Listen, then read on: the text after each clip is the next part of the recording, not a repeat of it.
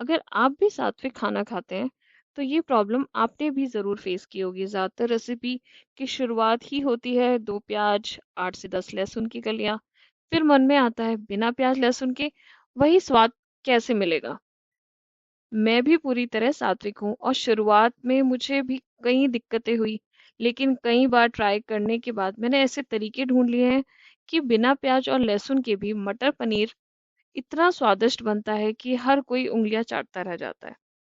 अगर आप भी सात्विक रेसिपीज पसंद करते हैं तो इस वीडियो को सेव करें और चैनल को फॉलो करना ना भूलिए।